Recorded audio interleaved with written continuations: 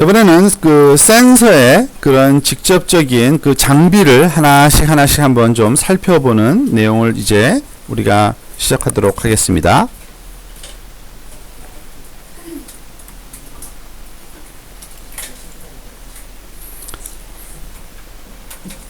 자, 우리가 물론 그 센서 하면은 이 두 번째 다루게 될 스캔 장비가 사실은 주종이긴 합니다만, 카메라라는 장치도 우리가 빼어놓을 수 없는 그 장치이기 때문에 어느 정도는 좀 설명이 되어야 하고요. 특히 카메라를 모르는 분들은 없을 거예요. 그죠? 카메라는 사실 지구 표면을 관측하는 원격 탐사들 중에서 가장 장비 중에서 간단하고 오래된 센서가 바로 카메라입니다. 보통 우리가 카메라라고 하면은요, 지금 오른쪽에 있는 이와 같은 아주 단순화된 그림으로 카메라가 어떻게 대상의 이미지를 취득하는지를 설명하는 단순화된 그림인데요. 즉 대상이 되는 면적 A, 주어진 면적을 거의 순간적인 스냅샷으로 우리가 얻어내는, 보통 이것을 프레임 시스템이라고 부릅니다. 즉 면적의 모든 부분을 동시에 값을 얻어내기 때문에 이거를 프레임 시스템이라고 불러요. 카메라는요. 그리고 이 카메라엔 당연히 렌즈가 존재하죠. 렌즈를 가지고서 이 대상 이미지를 초점면, 카메라 내부에 있는 C라고 여기 표현되어 있는 이 보통 포칼 플레인이라고 부르는 이 초점면에 화상을 형성해서 우리가 촬영을 하는데요. 이런 그 카메라들은 보통 수동형 광학 센서라고도 부릅니다.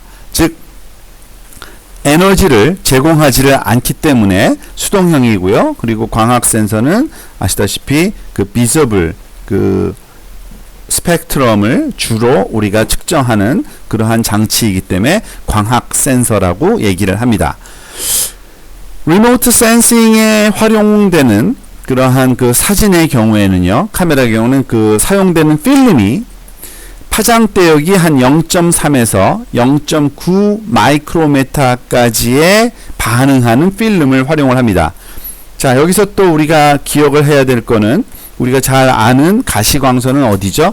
0.4부터 0.7이니까 약간의 자외선과, 물론 가시광선은 다 촬영하고요. 그리고 0.9까지 촬영된다는 얘기는 약간의 근적외선에도 민감하게 반응하는 그런 사진 필름이 활용된다고 보시면 됩니다.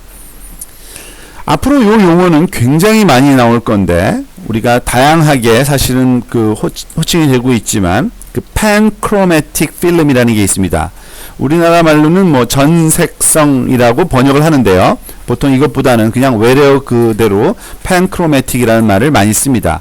팬이라는 단어는 그 전체라는 의미인 거는 잘 알 거예요. 그리고 크로매틱은 컬러니까 모든 색을 다 촬영한다는 의미예요.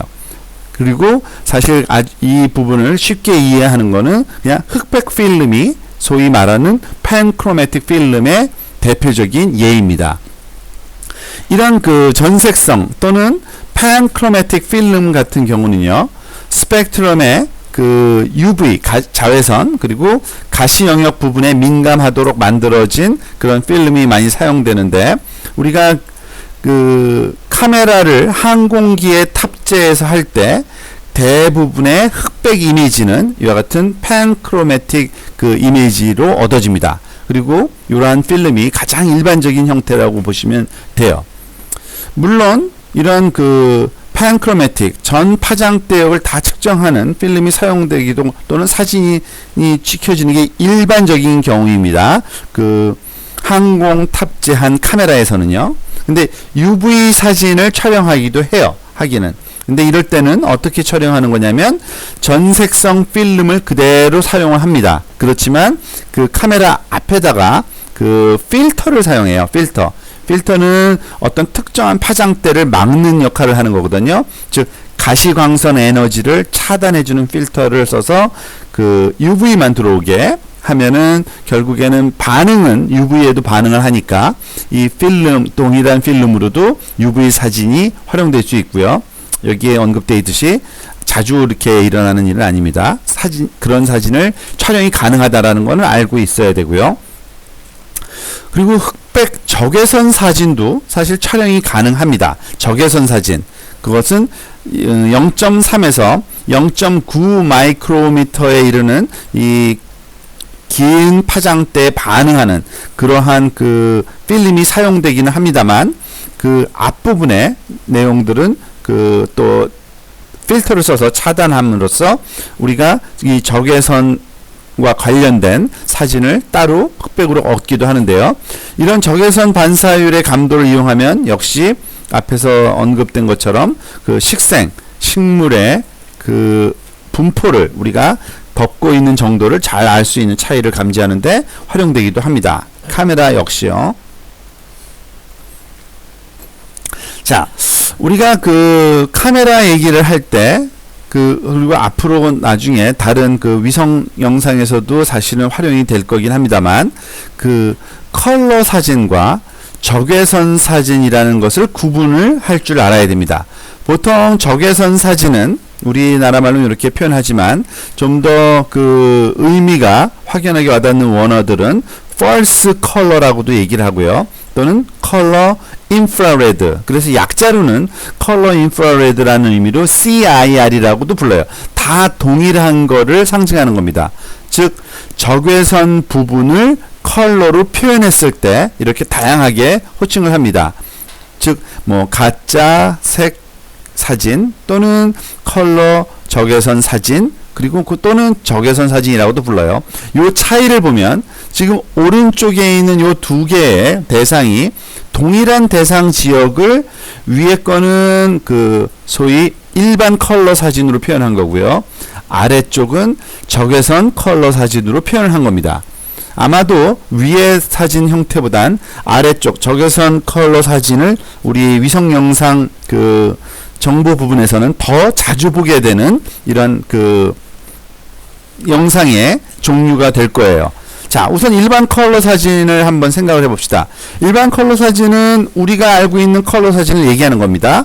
즉 우리가 알고 있는 컬러 사진의 개념이 뭐냐면 파랑색 파장대와 녹색 파장대와 붉은색 파장대를 따로따로 측정해서 그거를 파랑색은 파랑색으로, 녹색은 녹색으로, 붉은색은 붉은색으로 표현해 준 방식이 바로 일반 컬러 사진이에요. 그래서 오른쪽에서 지금 보면 우리가 일상적으로 시각으로 우리가 판단할 수 있는 그 식물들은 녹색으로 나와 있고요. 그리고 바다는 굉장히 어둡게 나타나고 도시는 뭐 붉은색 또는 회색빛으로 많이 보이는 걸 알 수 있어요.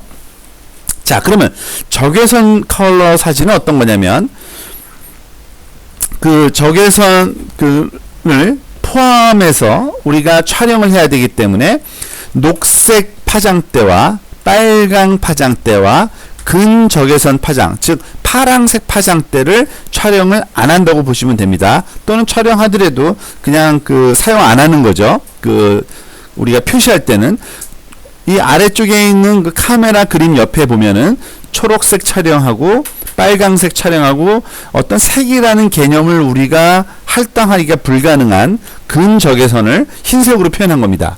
그렇게 촬영된 세 개의 값을 어떤 색으로 표현해야 되냐면 우리가 컬러로 표현하는 방법은 딱 한 가지뿐이 없어요.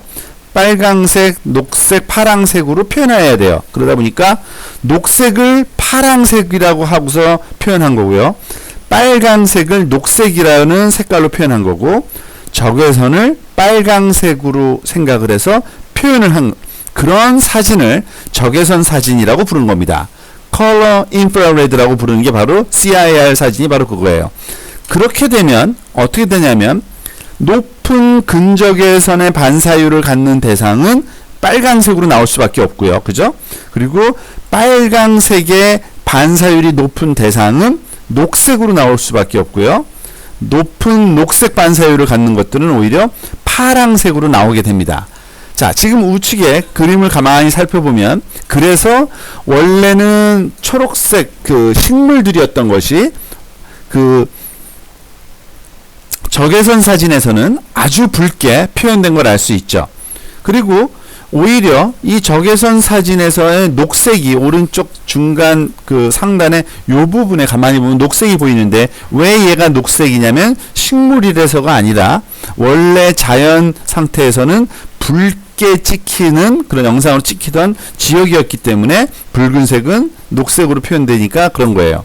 그리고 아주 또 전형적인 현상 중에 하나가 이렇게 푸르스름한 불빛, 빛으로 나오는 게 소위 대부분의 도심 지역, 소위 인공 지형 지물들은 대부분 이렇게 푸른 빛을 띠면서 적외선 영상에서 나오게 됩니다.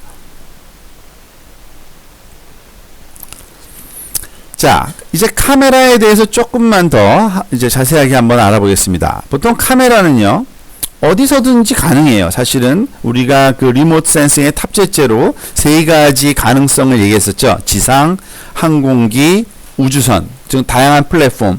그 카메라는 다 탑재할 수 있습니다.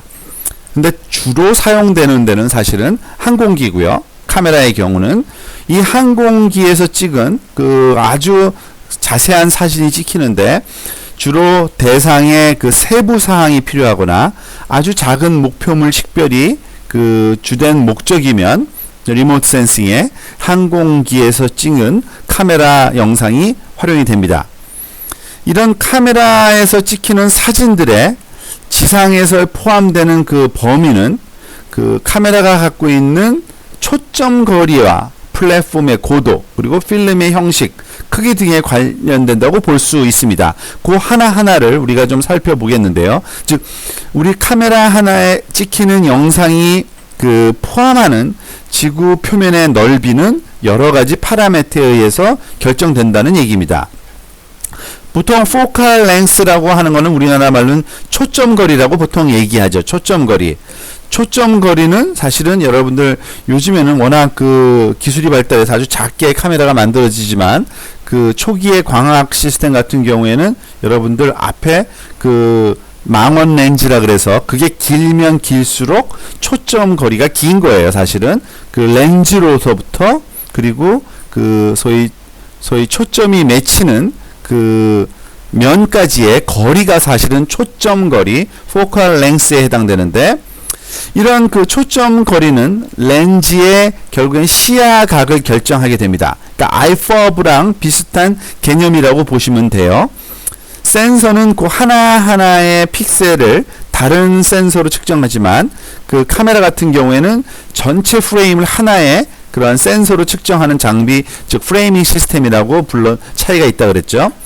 그래서 이 초점거리가 바라보는 영역을 결정하는데 보통 어느 정도의 초점거리가 많이 활용되냐면 152mm 정도가 가장 흔한 거고요. 90 또는 210 이런 것들도 있습니다. 그런데 요 길이가 길면 크면 클수록 더 작은 영역, 즉 지표에서의 영역은 작아지는 거예요. 그렇지만은 그 굉장히 해상도는 좋아지는 거죠. 알다시피 줌인하면 할수록 우리가 그 대상의 좁은 영역을 본다고 보시면 됩니다. 그렇게 되면은 자세하게 보게 되고 축척도 스케일도 점점 커지게 되는 거죠. 또한 이런 지상 포함 범위에 그 고도가 또 영향을 당연히 미칠 수밖에 없습니다. 그 탑재체에 관련된 거죠, 이건요. 고도가 낮은 곳에서 높은 고도로 올라가면 올라갈수록 당연히 우리가 바라보는 영역은 커지고요. 그 대신 그 축척은 작아지겠죠. 항공 사진은 보통 우리가 그 해상도 얘기를 할 때 보통 한 50cm보다도 작은 해상도를 얻으려면 이 카메라, 즉 사진을 써야 된다고 생각을 하시면 됩니다. 보통 항공 사진의 경우에는 50m 미만, 센티미터 미만의 그러한 그 공간 해상도를 제공하는 아주 고해상도의 그 정보를 준다고 보시면 되고요. 보통 항공 사진을 다룰 때 우리가 몇 가지 잘 나오는 용어들이 있는데 그것을 또 무엇을 의미하는지는 알 필요가 있겠죠. 항공 사진 같은 경우에는 주점이라는 게 있습니다. 프린시플 포인트. 그러니까 사실 그 네이드 포인트예요. 이게 소위 우리가 앞에서 얘기한 직하부의 정중앙점, 그거를 프린시플 포인트라고 하는데, 이 프린시플 포인트가 그 항공사진의 경우에는 어딘지 정확하게 우리가 표시할 수가 있어요. 보통 항공사진의 경우에는 오른쪽은 전형적인 항공사진의 예와 거기서 우리가 말하는 지금 프린시플 포인트의 위치를 결정하는 방법인데, 그 네 코너와 그러한 그 네 면의 중앙에 소위 기준 마크라는 것이 항상 같이 촬영을 할 때 우리가 거기에다가 그 기록을 합니다. 그 fiducial mark라고 부르는 전문 용어로는, 즉 여기 가만히 보면은 그 영상, 그러니까 대상이 촬영된 게 아니라 그 까만데 점 하나씩 이렇게 코너에, 그리고 이런 그 면의 중앙에 점들이 있죠. 요 fiducial mark를 그 대응하는 fiducial 마크들을 이렇게 그었을 때, 선을 그어주면 그 한 지점에서 만나게 되는데요. 바로 그게 주점의 위치, 프린시플 포인트의 그 위치에 해당된다고 보시면 됩니다. 이런 프린시플 포인트는 이 사진 영상 안에 들어있는 대상들의 어떤 그 고도 정보나 이런 거를 계산할 때 이 위치의 그 거리가 중요하기 때문에 반드시 우리가 그 갖고 있어야 되는 그 기록되어야 되는 그런 값이기도 합니다. 시간이 다 됐으니까 오늘은 여기까지.